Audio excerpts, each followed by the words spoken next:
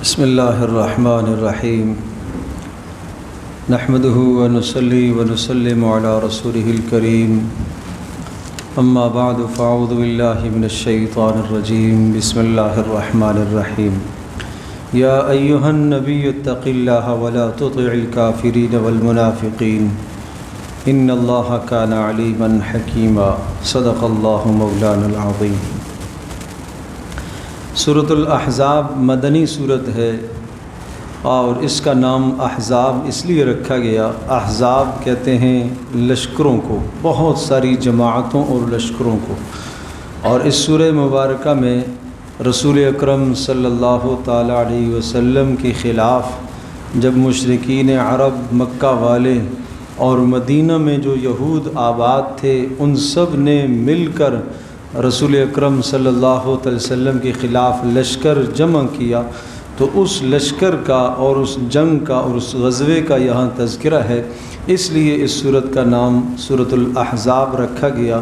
بہرحال یہ سورہ مبارکہ اور سورۃ النور اور سورۃ النساء اور سورۃ الطلاق یہ وہ صورتیں ہیں کہ جن صورتوں میں معاشرتی زندگی سے متعلق بڑے اہم قوانین بیان کیے گئے ہیں، اور بہت سارے احکامات ان میں ایسے ہیں جن کا تعلق خواتین سے ہے، گھریلو زندگی سے ہے۔ چنانچہ سورہ مبارکہ کے آغاز میں بھی جاہلیت کی کچھ رسومات جو تھی، ان رسومات کا خاتمہ کیا گیا اور اسلام کا صحیح تصور اور اسلام کا جو نظریہ ہے اس معاملے میں وہ پیش کیا گیا۔ چنانچہ جاہلیت کی رسومات میں سے ایک رسم یہ تھی کہ اگر کوئی آدمی کسی دوسرے کے بیٹے کو گود لے لیتا اور اسے منہ بولا بیٹا قرار دیتا، لے پالک کر لیتا، متبنہ کر لیتا، تو وہ منہ بولا بیٹا حقیقی بیٹے کی طرح سمجھا جاتا، اسے میراث میں بھی شریک کیا جاتا، اور تمام تر وہ معاملات جو حقیقی بیٹے کے ساتھ ہوتے ہیں وہ سارے معاملات اس کے ساتھ کیے جاتے۔ اللہ تبارک و تعالیٰ نے اس رسم کا خاتمہ فرمایا اور یہ بتایا کہ اسلام میں کسی دوسرے کے بیٹے کو لے کر اس کی تربیت کرنا منع نہیں ہے۔ کوئی بچہ یتیم رہ گیا ہے اور کوئی لاوارث ہے، اس کی آپ تربیت کرتے ہیں، کوئی مضائقہ نہیں ہے، اس کے ساتھ آپ حسن سلوک کریں، اس کی آپ تربیت کریں، لیکن اس بچے کو جس کو آپ نے لیا ہے، گود لیا ہے، اس بچے کو آپ اپنی طرف منسوب نہیں کریں گے، اس بچے کی نسبت اس کے باپ ہی کی طرف جائے گی۔ کسی بھی صورت میں اس بچے کی نسبت آپ اپنی طرف نہیں کر سکتے، اور اپنی ذات کی طرف جو اس بچے کی نسبت کرتا ہے اتنا بڑا گناہ ہے کہ جس کو موجب لعنت قرار دیا۔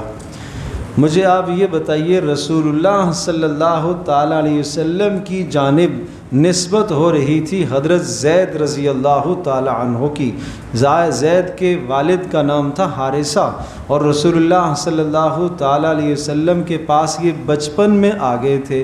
پیارے پیغمبر صلی اللہ علیہ وسلم نے ان کی تربیت فرمائی، یہ کہیں اپنے باپ سے بچھڑ کے آ گئے تھے، اور پھر جب باپ کو اطلاع ملی تو وہ رسول اللہ صلی اللہ علیہ وسلم کی خدمت میں بڑا مال لے کر حاضر ہوئے کہ ہم اپنے بیٹے کو لینے کے لیے آئے ہیں۔ رسول اللہ صلی اللہ علیہ وسلم نے ارشاد فرمایا، مجھے مال کی ضرورت نہیں ہے، آپ لے جانا چاہتے ہو لے جاؤ، اور یہ جانا چاہتا ہے تو چلا جائے، مجھے کوئی رکاوٹ نہیں ہے۔ پیارے پیغمبر صلی اللہ علیہ وسلم نے بلایا زید کو، کہا زید یہ کون بیٹھے ہیں؟ کہا جی یہ میرے والد ہیں۔ یہ کون ہیں؟ یہ میرے چچا ہیں۔ کہا یہ آپ کو لینے کے لیے آئے ہیں، کیا آپ جانے کو تیار ہیں؟ انہوں نے کہا اے اللہ کے رسول، نہیں، میں ہمیشہ آپ ہی کے ساتھ رہوں گا۔ جو اخلاق، جو پیار، جو محبت جو مجھے آپ سے ملا ہے وہ مجھے وہاں نہیں مل سکتا، میں آپ کے پاس رہنے کو ترجیح دیتا ہوں۔ چچا نے کہا کہ زید تم غلامی کو آزادی پر ترجیح دیتے ہو؟ کہا اس جگہ پر جو کچھ میں نے دیکھا ہے وہ مجھے وہاں نہیں مل سکتا، جو محبتیں مجھے یہاں ملی ہیں وہ مجھے وہاں نہیں مل سکتی۔ تو باپ اور چچا نے پھر کہا اچھا بیٹا، آپ کی خوشی، اگر آپ رہنا چاہتے ہو تو ہمیں بھی کوئی اعتراض نہیں ہے۔ پیارے پیغمبر صلی اللہ علیہ وسلم ہی کے پاس رہتے تھے، اور رسول اللہ صلی اللہ علیہ وسلم کو ان سے بہت محبت تھی، بہت پیار تھا۔ حضرت حضرت صلی اللہ علیہ وسلم نے ان کی تربیت فرمائی۔ لوگ ان کو زید بن محمد کہتے تھے، محمد کے بیٹے زید۔ اللہ نے یہ آیت نازل فرمائی اور اس رسم کا خاتمہ کیا، ادعوہم لآبائہم هو اقسط عند اللہ، کہ ان بچوں کو جن کو آپ نے گود میں لیا ہے اور پالا ہے، ان کو اپنے حقیقی باپ کی طرف منسوب کیا کرو، کسی اور کی طرف منسوب کرنا جائز نہیں ہے۔ اگر تمہیں نہیں پتہ اس سے پہلے غلطی ہو گئی وہ تو درگزر ہے، اور اگر تمہیں اس کے باپ کا نام معلوم نہیں ہے فإخوانکم فی الدین وموالیکم، تو تم ان کو بھائی کہہ کر پکارو، اپنی طرف نسبت کرنا پھر بھی جائز نہیں ہے۔ آج جو لوگ اس طرح سے منہ بولا بیٹا کسی کا لے لیتے ہیں اور اسے منہ بولا بیٹا قرار دیتے ہیں اور اس کو جو ہے اپنی طرف منسوب کرتے ہیں، برتھ سرٹیفکیٹ میں، بے فارم میں، شناختی کارڈ میں، یہ سب کچھ کرنا ناجائز ہے اور یہ سخت گناہ ہے، یہ سخت موجب گناہ ہے، موجب لعنت ہے، اس چیز سے بچا جائے۔ اور اس بات کو بھی ذہن نشین فرما لیجئے کہ جس بچے کو آپ نے لیا، اگر آپ کی بیوی نے اس بچے کو دودھ نہیں پلایا، جب یہ بچہ بڑا ہوگا، بلوغ کو پہنچے گا، تو آپ کی بیوی سے اس بچے کا پردہ ہوگا، اور اسی طرح سے آپ کی بیٹیوں سے اس کا پردہ ہوگا۔ گو کہ آپ کی بیوی نے اس کو گود میں اٹھا کے پالا ہے، پوسا ہے، تربیت کی ہے، لیکن اگر دودھ نہیں پلایا، وہ رضائی ماں اس کی نہیں بنی ہے، تو جب یہ بچہ جوان ہوگا، بلوغ کو پہنچے گا، تو یہ اپنی اس جس کو ماں یہ کہتا ہے، امی بھی کہتا ہے، سب کچھ کہتا ہے، اس سے پردہ ہوگا۔ اب جب وہ اگر اسلام کے احکام پر عمل کرنا شروع کر دے اور اس بچے کی جوان جب ہو گیا، اس کی زندگی بدل جائے اور وہ اپنی اس خاتون سے ماں تو نہیں کہیں گے، اب اس سے وہ پردہ شروع کرے، تو وہ کیا الزام دے گی؟ تجھے میں نے پلایا، کھلایا، گود میں پالا، اب تم مجھ سے پردہ کر رہے ہو۔ تو بھائی اسلام کا حکم تو یہی ہے، یہ صاف صاف حکم ہے۔ اور اگر آپ کی بیوی نے اسے دودھ پلا لیا ہے تو اب آپ اس کے رضائی باپ ہوگے اور وہ آپ کی بیوی اس کی رضائی ماں ہو گئی۔ اب پردے تو نہیں رہیں گے، پردہ تو نکل جائے گا، لیکن پھر بھی یہ آپ کی میراث میں آپ کا شریک نہیں بنے گا، اور پہلے والی صورت میں بھی میراث اس کو نہیں ملے گی۔ اگر آپ مر جاتے ہیں، آپ کی میراث اس کو نہیں ملے گی۔ آپ کی بیوی کا انتقال ہو جاتا ہے، بیوی کی میراث بھی اس کو نہیں ملے گی۔ کیوں؟ اس لیے کہ یہ صلبی بیٹا نہیں ہے، یہ حقیقی بیٹا نہیں ہے، اس کو رضائی کہیں گے یا متبنہ کہیں گے، لے پالک کہیں گے، تو اس لیے اس کی آپ کی میراث اس کو نہیں ملے گی، اس کی میراث آپ کو نہیں آئے گی۔ تو یہ اسلام نے تمام جاہلیت کی رسوم کا خاتمہ کر دیا۔ پھر اسی طرح سے ایک تصور یہ بھی تھا، رسول اللہ صلی اللہ تعالیٰ علیہ وسلم نے زید بن حارثہ کا نکاح کرایا تھا زینب بنت جحش کے ساتھ، اور یہ زینب بنت جحش کے ساتھ نکاح جب ہوا، کچھ وقت کے بعد طلاق ہو گئی، زندگی آپس میں نباہ نہ ہو سکا، زید رضی اللہ تعالیٰ عنہ نے طلاق دے دی۔ اللہ پاک نے رسول اللہ صلی اللہ علیہ وسلم کو حکم دیا کہ آپ زینب سے نکاح کریں، اور اس لیے تاکہ لوگوں کو بتائیں کہ یہ حقیقی بیٹا نہیں تھا، اس بیٹے کی بیوی وہ میری بہو نہیں ہے، وہ بہو نہیں بنے گی، لہٰذا آپ کا نکاح اس سے جائز ہے۔ تو یہ جاہلیت کی رسوم کا خاتمہ کیا۔ اور اسی طرح سے اسلام میں خواتین کو جو پردے کے مسائل اور احکام دیے گئے، بڑے احسن انداز سے اور خوش اسلوبی سے ان احکام اور مسائل کو ذکر فرمایا، اور ازواج مطہرات کے توسط سے یہ احکام پوری امت مسلمہ کی ماؤں بہنوں کو دیے گئے۔ حکم ازواج مطہرات کے توسط سے کیوں دیا ہے؟ پہلے حکم ازواج کو اور پھر پوری دنیا کی خواتین کو، اس لیے کہ یہ وہ اہم حکم ہے کہ رسول اللہ صلی اللہ علیہ وسلم کا مقدس مطہر پاکیزہ گھرانہ ہے، وہ گھرانہ جب اس پر عمل کر رہا ہے تو آپ کہاں کے ہو؟ آپ کو تو ضرور عمل کرنا چاہیے۔ دیکھو رسول اللہ کا گھرانہ تمہارے لیے نمونہ نہیں ہے، اور رسول اللہ صلی اللہ علیہ وسلم کی جو ہے بیویاں وہ تمہاری مائیں ہیں۔ جب تمہاری مائیں ہیں، ماں کا درجہ رکھتی ہیں، اور رسول اللہ صلی اللہ علیہ وسلم کے انتقال کے بعد رسول اللہ صلی اللہ علیہ وسلم کی کسی بیوی سے کسی کو نکاح کرنا جائز نہیں ہے، یہ صاف صاف سر ہی منع کر دیا۔ جب اتنی بات ہے وہ ماں کا درجہ رکھتی ہے تو پھر بھی کہا وَإِذَا سَأَلْتُمُوهُنَّ مَتَاعًا فَاسْأَلُوهُنَّ مِنْ وَرَاءِ حِجَابٍ، جب آپ کوئی چیز پوچھیں ان ازواج سے تو پردے کے پیچھے سے آپ نے بات کرنی ہے، آپ نے سامنے نہیں آنا ہے۔ ان کو سامنے آنے سے روکا گیا، ازواج مطہرات کو پردے کا حکم دیا گیا۔ اور عجیب بات ہے کہ پردے کا حکم جہاں پر آیا، پردے کا حکم اللہ تبارک تعالیٰ نے رسول اکرم صلی اللہ تعالیٰ علیہ وسلم کو حکم دیا کہ آپ اپنی بیویوں سے، اپنی بیٹیوں سے اور مسلمان عورتوں سے یہ کہہ دیجئے یدنین علیہن من جلابیبہن، جب اپنے گھروں سے باہر نکلا کریں تو چہروں پر پردے ڈال دیا کریں۔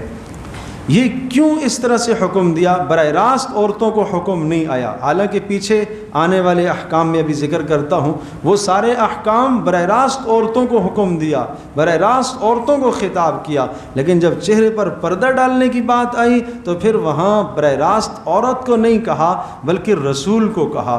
رسول اللہ صلی اللہ تعالیٰ علیہ وسلم پوری امت کے راہبر اور رہنما اور اپنے گھر کے سربراہ ہیں۔ اشارہ اس بات کی طرف ہے کہ ہر گھر کا سربراہ اپنی خواتین سے پردہ کرائے، اس لیے کہ پردہ صرف عورت کا مسئلہ نہیں ہے، پردہ مرد کی عزت ہے، پردہ مرد کی عزت ہے۔ کوئی غیرت مند باپ نہیں چاہتا کہ اس کی بیٹی پر کسی کی بری نظر پڑے، کوئی غیرت مند بھائی نہیں چاہتا کہ اس کی بہن کے ساتھ کسی کا ناجائز تعلق ہو، اسی طرح سے کوئی بیٹا غیرت مند یہ نہیں چاہتا کہ اس کی ماں کو کوئی بری نظر سے دیکھے۔ تو اس لیے یہ مسئلہ پردے کا خواتین کا تو ہے، لیکن اس میں مردوں کو بھی بیچ میں انوالو کیا گیا، داخل کیا گیا، اور یوں کہا قل لازواجک، اے نبی آپ اپنی بیویوں سے کہہ دیجئے، اور آپ اپنی بیٹیوں سے کہہ دیجئے، اور آپ مسلمانوں کی عورتوں سے کہہ دیجئے یدنین علیہن من جلابیبہن، وہ چہروں پر پردہ ڈالا کرے۔ اسلام ہمیں پاک دامنی سکھاتا ہے، اسلام ہمیں عفت سکھاتا ہے، اسلام اس بات کا خیال رکھتا ہے کہ کسی کی خاتون کی طرف تمہاری غلط نگاہ نہ اٹھے۔ صاف صاف آپ نے فرمایا تم اپنی نظروں کو دوسروں کی عورتوں سے محفوظ رکھا کرو تاکہ تمہاری عورتوں کی عزتیں بھی محفوظ رہیں، تاکہ تمہاری عورتوں کی عزتیں بھی محفوظ رہیں۔ اب باقی احکام جو عورتوں کو دیے یہاں پر، یا نساء النبی لستن کاحد من النساء ان اتقیتن فلا تخضعن بالقول، خواتین اسلام کو بات کرنے کا سلیقہ سکھایا۔ اگر غیر محرم سے بات کرنے کی نوبت آئے تو کس طرح سے بات کرنی ہے، بات کے اندر کھردرا پن ہونا چاہیے، بات میں نرمی نہیں ہونا چاہیے، بات مسکرا کر نہیں کرنی چاہیے، ایک جملے سے کام پورا ہوتا ہے، دو جملے نہیں بولنے، دو سے بات پوری ہوتی ہے، تین جملے نہیں کہنے، جتنی ضرورت ہے اتنی غیر محرم سے بات کرنے کی تمہیں گنجائش اور اجازت ہے۔ فیطمع الذی فی قلبہ مرض، کہا اگر تم نے اپنی زبان میں نرمی کی، تم نے ہنس کر مسکرا کر کھل کھلا کر بات کی، تو ہو سکتا ہے جس سے تم بات کر رہی ہو اس کے دل میں تمہارے خلاف کوئی برائی آ جائے۔ اللہ یہ چاہتا ہے کہ کسی کے دل میں تمہارے خلاف برائی نہ آئے۔ اللہ پاک تمہیں پاک دامن دیکھنا چاہتا ہے، اس طرح سے پاک دامن دیکھنا چاہتا ہے کہ لوگوں کے ذہن بھی تمہارے حوالے سے بالکل صاف اور کلیئر ہونے چاہیے، کسی کے دل میں تمہارے حوالے سے کوئی برائی نہ آئے۔ وَقُلْنَ قَوْلًا مَعْرُوفًا، اور صاف بات، دو ٹوک بات کرو۔ آج دنیا کہتی ہے پردے سے بھلا کیا ہوتا ہے، پردے سے، پردہ تو اصل دل کا ہونا چاہیے، پردہ تو اصل دل کا ہونا چاہیے۔ صحابہ کرام رضی اللہ عنہم اجمعین کو حکم ہوا پردہ آنکھوں کا کرنے کا ہے، وہاں حکم ہوا خواتین اپنے چہروں پر چادر ڈالیں گی، ازواج مطہرات اپنے چہروں کو باہر نکلتے وقت چھپائیں گی، اور یہاں یہ کہتا ہے دل پر، پردہ تو دل کا ہوا کرتا ہے، بالکل بیہودہ، یہ صرف شیطانی باتیں ہیں، یہ شیطانی باتیں ہیں، پردہ دل کا نہیں، پردہ آنکھ کا ہے۔ قل للمؤمنین یغضوا من ابصارہم، مردوں کو حکم نیچے کرو اپنی نظروں کو، عورتوں کو حکم تم بھی نیچے کرو اپنی نظروں کو، غیر محرم آ جائے تمہیں نظر اٹھانے کی اجازت نہیں ہے، حرام ہے تمہارے لیے نظر اٹھانا۔ فرمایا رسول اللہ صلی اللہ علیہ وسلم نے، اللہ لعنت فرمائے اس دیکھنے والے پر بھی، اور اس پر بھی جو دیکھنے کا موقع دیتی ہے اس پر بھی لعنت فرمائے۔ جس پر رسول اللہ صلی اللہ علیہ وسلم کی لعنت پڑ گئی اس پر رحمت کہاں سے آئے گی؟ آج ہمارے معاشرے میں اللہ کی رحمتیں کیوں نہیں برستی؟ اللہ کی لعنتیں اس لیے تو برس رہی ہیں، رسول اللہ صلی اللہ علیہ وسلم کی بد دعا کا مستحق ہو چکا ہے ہمارا پورا معاشرہ۔ اور دوسرا حکم وَقَرْنَ فِي بُيُوتِكُنَّ، اپنے گھروں کے اندر رہا کرو، عورتوں کو خاص طور عورتوں کو حکم دیا تم اپنے گھروں کے اندر رہا کرو، بلا ضرورت گھر سے باہر مت نکلا کرو، اور اگر گھر سے باہر نکلنے کی نوبت آتی ہے وَلَا تَبَرَّجْنَ تَبَرُّجَ الْجَاهِلِيَّةِ الْأُولَى، پہلے والی جاہلیت کی طرح، اسلام سے پہلے جو جاہلیت کا زمانہ تھا اس طرح سے نہ نکلنا۔ اشارہ یہ دیا، دو باتوں کی طرف اشارہ ہے کہ بے حجاب ہو جانا یہ جاہلیت ہے، بغیر پردے کے گھر سے باہر نکلنا یہ کیا ہے؟ یہ جاہلیت کی زندگی ہے۔ وہ پڑھی لکھی خاتون ہے، وہ بڑی ڈگریاں اس نے حاصل کی ہیں، اعلیٰ تعلیم یافتہ ہے، بہت کچھ اس نے پڑھا ہوا ہے، لیکن چہرہ اگر ڈھکا ہوا نہیں، قرآن کہتا ہے یہ جاہلیت کی زندگی گزار رہی ہے۔ یہ جاہلیت ہے، یہ جاہلیت ہے۔ یہ جس کو پڑھائی سمجھ رہی ہے، جس کو تعلیم سمجھ رہی ہے، وہ تعلیم نہیں ہے۔ قرآنی تعلیمات سے جو غافل ہے وہ کون سی تعلیمات ہیں، وہ کون سی زندگی ہیں جو اللہ اور اس کے رسول صلی اللہ تعالی وسلم کے احکامات سے انسان کو غافل کر دے، وہ کون سی تعلیم ہے؟ اور دوسرا اشارہ اس بات کی طرف ہے کہ جس طرح سے زمانے جاہلیت کے اندر اس طرح سے بے حجاب عورتیں نکلا کرتی تھیں، ایک زمانہ آئے گا پھر یہ جاہلیت کا دور واپس لوٹ کر آئے گا۔ یہ قرآن کا اعجاز ہے۔ اس وقت جو قرآن نے خبر دی، آج اسی طرح سے ہو رہا ہے کہ یہ جاہلیت کی زندگی لوگ گزار رہے ہیں۔ وَأَقِمْنَ الصَّلَاةَ، عورتوں کو یہ عورتوں کو دیا گیا ہے گھر کا منشور، آپ نے گھر میں کیسے زندگی گزارنی ہے۔ وَأَقِمْنَ الصَّلَاةَ، نماز کی پابند رہنا گھر میں، اور صرف نماز خود نہیں، اپنے بچوں سے گھرانے سے نماز قائم کراتی رہنا۔ وَآتِينَ الزَّكَاةَ، زکوٰۃ فرض ہو اسے خود دینا ہے۔ آج عورت زکوٰۃ دیتی تو ہے، شوہر کے مال سے نکال کے دیتی ہے، باپ کے مال سے نکال کے دیتی ہے، خود اسے دل نہیں چاہتا دینے کا۔ زیور کی اس قدر جو ہے وہ دل دادا ہے زیور کی، اور زیور کے پیچھے کہ اس کی جان جاتی ہے زیور سے زکوٰۃ نکالتے وقت۔ حکم ہے کہ خود اپنے مال سے زکوٰۃ دے، لہٰذا گھروں میں دیکھا کرو اگر عورتوں پر زکوٰۃ فرض ہے تو ان سے خود کہو وہ خود اپنے مال سے زکوٰۃ نکالیں۔ جیسے نماز کا انسان کو اپنے آپ کو فائدہ ہے، زکوٰۃ اس روزے کا اپنی ذات کو فائدہ ہے، زکوٰۃ سے بھی اپنی ذات کو فائدہ ہوگا، کوئی شک نہیں۔ باپ ادا کرے، شوہر ادا کرے، ادا تو ہو جائے گی، لیکن زکوٰۃ کی ادائیگی سے جو مقصد ہے دل کے اندر سے بخل نکلے اور دنیا کی محبت نکل جائے، یہ مقصد نہیں حاصل ہوگا جب تک اپنے مال سے خود زکوٰۃ نہیں نکالے گی۔ جو زکوٰۃ کا دوسرا مقصد ہے کہ فقیر کی اعانت اور مدد، وہ تو ہو جائے گی، لیکن وہ ثانوی درجہ ہے۔ ہاں، یہ بڑی اہم بات ہے کہ اندر جو دل کے اندر مال کی محبت بیٹھی ہوئی ہے، سمیٹ کے رکھ رہی ہے، وہ محبت نکالنی ہے۔ اور فرمایا وَأَطِعْنَ اللَّهَ وَرَسُولَهُ، اللہ اور اس کے رسول کی اطاعت کرتی رہنا۔ وَاذْكُرْنَ مَا يُتْلَى فِي بُيُوتِكُنَّ مِنْ آيَاتِ اللَّهِ وَالْحِكْمَةِ، اللہ کی آیات اور رسول اللہ صلی اللہ علیہ وسلم کی سنت کو اپنے گھر میں پڑھتی رہنا۔ براہ راست عورتوں کو یہ احکام آئے کہ تم نے اپنے گھر میں اس طرح سے زندگی گزارنی ہے۔ یہ خواتین اسلام کو گھر کا نصاب سمجھایا، انہیں نظام دیا کہ تمہارے گھر کا نصاب تعلیم یہ ہونا چاہیے، اور اس پر تم نے خود بھی اپنے آپ کو بھی کاربند کرنا ہے اور اپنی نسلوں اور اولادوں کو بھی اس پر ثابت قدم رکھنا ہے۔ وما کان لمؤمن ولا مؤمنہ، اللہ اور اس کے رسول کے فیصلے کے بعد کسی مرد مسلمان اور کسی خاتون مسلمان کے لیے یہ جائز نہیں ہے کہ اس میں اپنا کوئی اختیار چلائے، اس لیے کہ اللہ اور اس کے رسول کا حکم آ گیا۔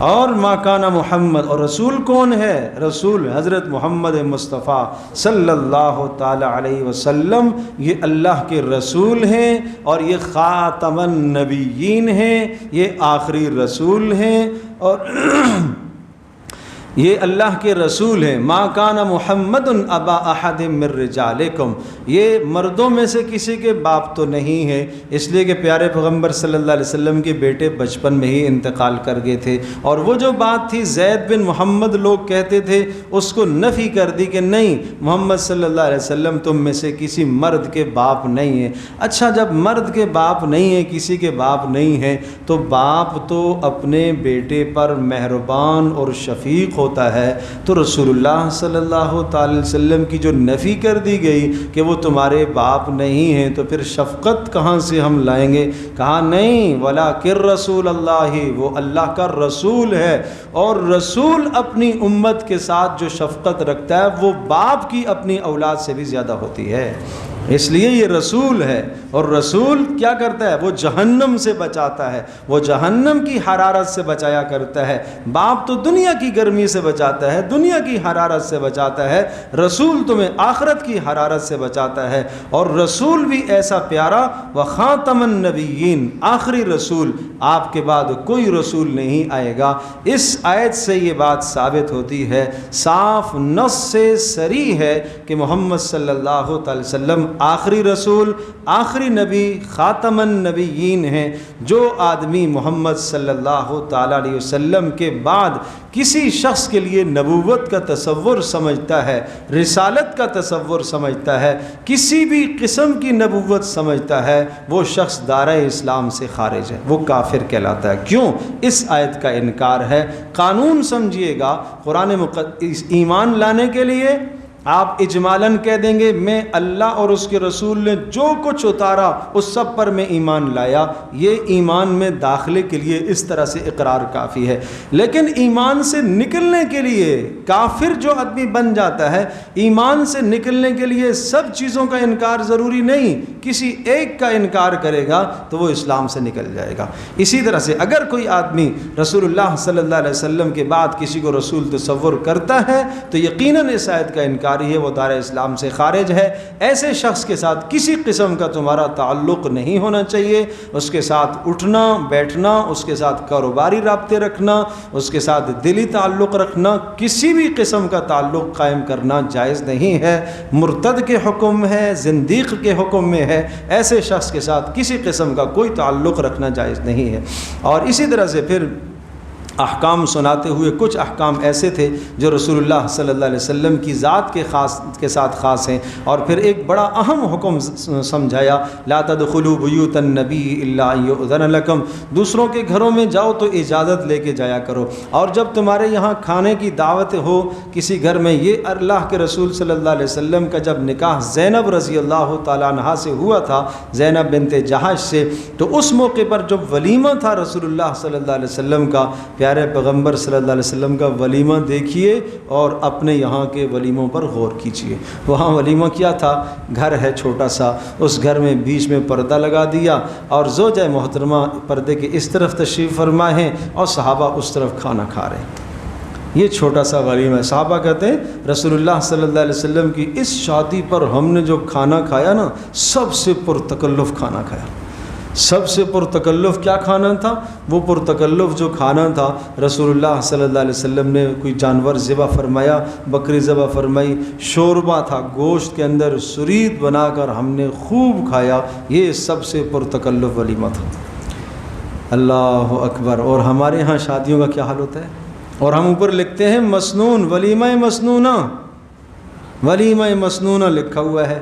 ہر قسم کی خرافات، اس میں مرد اور عورتوں کا مخلوط اجتماع ہے، ہم لکھتے ہیں ولیمہ مسنونہ۔ یہ مسنونہ نہیں، یہ تو ملعونہ ہے، اس پہ تو لعنت برستی ہے کہ جہاں اختلاط ہے۔ رسول اللہ صلی اللہ علیہ وسلم کی تعلیم ہے، خبردار کوئی مرد کسی عورت کے ساتھ آمنے سامنے تنہائی میں جمع نہ ہو، جو ایسے کریں گے تیسرا وہاں شیطان ہوگا۔ اور پھر اس ولیمے کے موقع پر خواتین، چونکہ شادی کا موقع ہوتا ہے، تقریب شادی کی ہے، بن سنور کر آتی ہیں اور بیچ میں حجاب نہ ہو، تو یہاں اللہ نے ازواج مطہرات کو حکم دیا جو نبی کی بیویاں، امت مسلمہ کی مائیں، اور دوسری طرف صحابہ کرام جن کے دلوں کا اللہ نے امتحان لیا، اور اللہ کہہ رہا ہے ان کے دل میں تقوی ہی تقوی ہے، تقوی ہی تقوی ہے۔ اللہ جن کے تقوی کی گواہی دے رہا ہے، اولئک الذین کتب فی قلوبہم الایمان، اللہ نے ان کے دلوں میں ایمان کو لکھ ڈالا ہے، ان کو حکم ہے کہ بیچ میں پردہ حائل کرو۔ اور ہم کہتے ہیں کہ جناب ہمارا اگر ہم پردہ حائل کریں گے تو ہماری سیٹنگ خراب ہو جائے گی۔ یہ کیا ظلم ہے؟ یہ کون سے معاشرے کے اندر ہم جی رہے ہیں، اور یہ کون سی شادی ہم کروا رہے ہیں؟ یہ کون سا ولیمہ مسنونہ ہے؟ دوسرا ادب یہ سمجھایا کہ جب اس قسم کا موقع ہو تو پہلی بات تو یہ ہے کہ ولیکن اذا دعیتم، وقت سے پہلے مت جایا کرو، اذیت ہوتی ہے صاحب خانہ کو، اذیت ہوتی ہے میزبان کو، اور اسی طرح سے جب تمہیں بلایا جائے اس وقت پر پہنچا کرو۔ یہاں جو بلایا جاتا ہے 10 بجے 12 کے بعد اگلی تاریخ میں ہم جا کے پہنچتے ہیں، تو یہ ظلم ہے، اس سے اذیت ہے۔ اور فرمایا جب کھانا کھا چکو اب اٹھ کے چلے جایا کرو۔ ان ذالکم کان یؤذی النبی، یہ نبی کو اذیت ہوتی ہے۔ رسول اللہ صلی اللہ علیہ وسلم نے کہ ہاں جب یہ کھانا ہوا دعوت کا، پیارے پیغمبر صلی اللہ تعالیٰ علیہ وسلم اب کہہ نہیں سک رہے کہ بھئی آپ یہاں سے نکلو، صحابہ بیٹھے ہوئے ہیں اور کچھ آپس میں بحث بات چیت شروع ہو گئی اور اس میں تھوڑی سی تاخیر ہو گئی، نکلنے میں ولیمہ کی دعوت کھا کر نکلنے میں کچھ قدر تاخیر ہو گئی۔ اس پر اللہ پاک نے یہ آیت نازل فرمائی کہ نبی تو شرما رہا ہے لیکن اللہ پاک بیان کرے گا، اللہ تمہیں بتائے گا کہ اپنے رسول کو اذیت نہ دو، چلو نکلو یہاں سے، اٹھ جاؤ، کھانا کھا لیا ہے اب اٹھ جاؤ یہاں۔ اللہ اکبر۔ تو یہ احکام ہیں بھائی، اللہ پاک ان احکامات پر ہمیں عمل کرنے کی توفیق عطا فرمائے۔ رسول کا احترام سمجھایا، ان اللہ و ملائکتہ یصلون علی النبی، اللہ تبارک تعالیٰ خود اپنے رسول پر رحمتوں کو نازل کرتا ہے، ملائکہ رحمت کی دعا کرتے ہیں۔ ایمان والو تم بھی رحمت کی دعا کیا کرو، لہذا جب بھی یہ آیت پڑھی جائے تو صلی اللہ علیہ وسلم کہنا واجب ہے، صلی اللہ علیہ وسلم۔ پیارے پیغمبر صلی اللہ علیہ وسلم کا حق ہے کہ ان پر درود شریف پڑھا جائے۔ اور سورہ سبا مکی صورت ہے اور اس کا خاص مضمون ہے ناشکری کی سزا اس دنیا میں ملتی ہے۔ ناشکری کی بدترین سزا یہ ملتی ہے کہ انسان سے نعمت چھین لی جاتی ہے۔ اس مقصد کو سمجھانے کے لیے قوم سبا کا تذکرہ کیا، جس کو اللہ پاک نے دنیا میں مال کی بڑی فراوانی دے رکھی تھی، لیکن جب انہوں نے ناشکری کی اللہ نے ان کی نعمت کو چھین لیا، وہ سارے باغات اللہ پاک نے تباہ کر دیے۔ کہا ذالک جزیناہم بما کفروا، یہ سزا ان کی ناشکری کی وجہ سے ہے۔ وہل نجازی الا الکفور، اور ہر ناشکرے کو ہم اسی طرح سے سزا دیا کرتے ہیں۔ تو اس لیے ہمیشہ ناشکری سے اپنے آپ کو بچایا کرے۔ اللہ کی جو بھی نعمت ملے اس نعمت کو اللہ کا شکر ادا کیا جائے۔ آدمی یہ کہے یا اللہ تیرا شکر ہے، میں اس کے قابل نہیں تھا، یہ تیرا احسان ہے، تیرا فضل ہے، میری اوقات سے تو نے زیادہ مجھے نوازا ہے۔ سورہ فاطر ہے، سورہ فاطر کا موضوع یہ ہے میدان محشر کے کچھ احوال و حالات، اور اللہ تبارک تعالیٰ کے علاوہ کوئی معبود، کوئی ذات نہیں ہے جو تمہاری روزی کا انتظام کرے، جو تمہاری مشکلوں کو دور کرے، جو تمہاری پریشانیوں کو دور کرے۔ حل من خالق غیر اللہ یرزقکم من السماء والارض، بھلا یہ تو بتاؤ ما یفتح اللہ للناس من رحمت، اللہ جب رحمت برسانا چاہے کوئی نہیں روک سکتا، اور اللہ جب رحمت کو روک دے کوئی لا نہیں سکتا۔ بتاؤ بھلا اللہ کے سوا کوئی اور ہے جو تمہیں آسمانوں اور زمینوں سے روزیاں دیتا ہے؟ لا الہ الا ہو، نہیں ہے اس کے سوا۔ فانا تؤفکون، تم کہاں بھٹکتے پھرتے ہو، کہاں بھٹکتے پھرتے ہو؟ یا ایھا الناس انتم الفقراء الی اللہ، تم سب کے سب اللہ کے محتاج ہو۔ ان یشاء یذھبکم ویأتی بخلق جدید، بڑی سخت تنبیہ ہے، اگر تم اللہ کی بندگی نہیں کرو گے اللہ تمہیں ہٹا کر دوسری قوم کو لائے گا۔ وما ذلک علی اللہ بعزیز، اور اللہ کے لیے کوئی مشکل نہیں، اللہ کے لیے کوئی مشکل نہیں ہے۔ اور پھر فرمایا ہم نے اس کتاب کا، قرآن کا وارث بنایا امت کو، اور بعضوں نے پھر اپنی جانوں پر ظلم کیا۔ قرآن سے اعراض کرنا کسی کا نقصان نہیں، اپنا نقصان ہے۔ بعض درمیان میں چلتے رہے، نیکیاں بھی ہیں گناہ بھی ہیں، اور بعض سابق بالخیرات نیکی میں آگے بڑھنے والے ہیں، اور جو نیکیوں میں آگے بڑھنے والے ہیں ان کو کیا انعام ملے گا اس کا تذکرہ فرمایا۔ وَهُمْ يَسْتَرِخُونَ فِيهَا، اور وہ کافر اور نافرمان جب جہنم میں ڈالے جائیں گے، لا يُخْزَى عَلَيْهِمْ فَيَمُوتُوا، موت نہیں آئے گی اور نہ عذاب ہلکا کیا جائے گا، وہ چیخیں گے چلائیں گے، ربنا اخرجنا، اے اللہ ہمیں یہاں سے نکال دے، ہم تھوڑا سا نیک عمل کر کے آ جائیں دنیا سے۔ اللہ کی طرف سے جواب آئے گا اولم نعمرکم ما یتذکر فیہ من تذکر وجاءکم النذیر، کیا اتنی عمر تمہیں نہیں دی تھی ہم نے کہ جس میں سمجھنے والا آدمی سمجھ سکتا تھا؟ 30 سال 40 سال کا زمانہ تمہیں دیا، 60 سال کا زمانہ دیا، بار بار یہ قرآن تمہیں سنوایا جا رہا ہے، از اول تا آخر رمضانوں میں سنتے ہیں۔ یہ کیوں سنوایا جا رہا ہے؟ تاکہ حجت تام ہو جائے، قیامت میں تم یہ نہ کہہ سکو کہ ہمارے پاس سمجھانے والا کوئی نہیں آیا تھا۔ وجاءکم النذیر، اور سمجھانے والے تمہارے پاس آ چکے۔ نذیر کیا ہوتا ہے؟ سمجھانے والا۔ واعظ، عالم، یہ نذیر ہے۔ مفسرین نے لکھا ہے کہ آدمی کی داڑھی میں، سر میں سفید بالوں کا آ جانا یہ بھی نذیر ہے، یہ بھی ڈرانے والا ہے کہ اب تمہارا وقت آخرت کی طرف قریب آ گیا۔ پوتا پیدا ہو جائے، یہ بھی نذیر ہے۔ پوتا، بیٹا پہلا نذیر، پوتا دوسرا نذیر ہے، دوسرا نذیر ہے کہ اب آخرت کی تیاری کر لیں۔ لیکن ان سب نذیروں سے، ڈرانے والوں سے، تنبیہ کرنے والوں سے اگر آدمی سبق حاصل نہ کرے تو یہ اپنی بھی محرومی، بدنصیبی ہے۔ اللہ تبارک و تعالی ہم سب کو عمل کرنے کی توفیق عطا فرمائے۔